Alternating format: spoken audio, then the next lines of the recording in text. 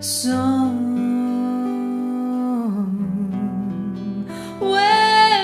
over the rainbow. Skies are blue and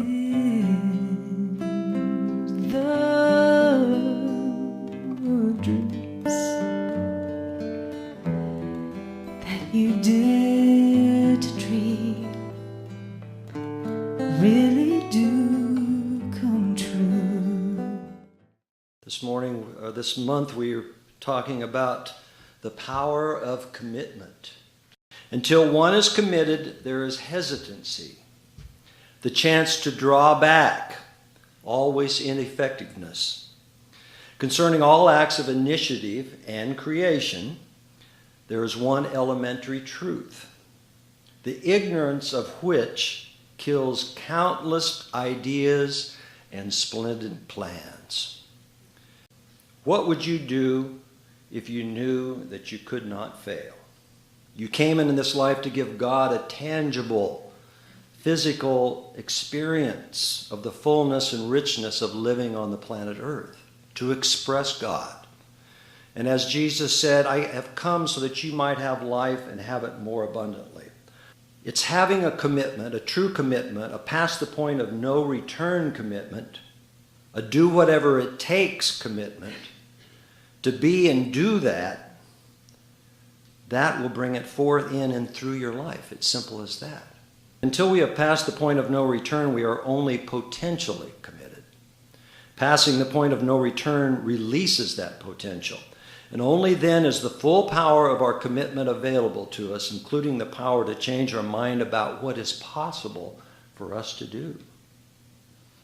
Almost all action based on hoping and trying consists of behavior that confirms these self-defeating assumptions that we have.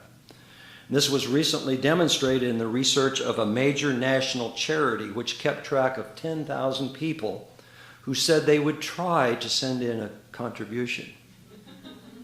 Less than 200 actually did. Let me give you 3 extremely powerful things that can happen when you make a past the point of no return commitment.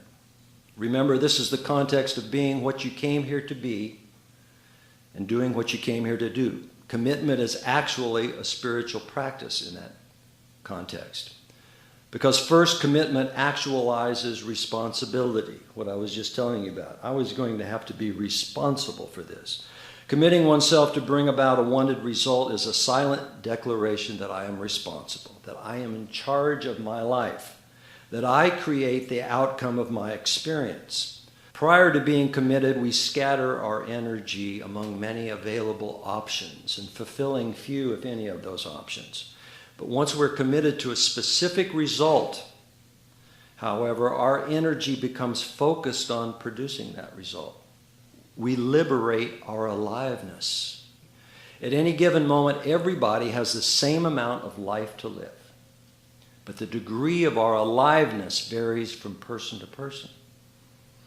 To the extent that our attention is distracted, to the extent that our being is not fully present in the moment, we take away from our focus. Commitment manages our fear. Our breakthroughs come not when we lose our fear, but when we no longer allow fear to control us.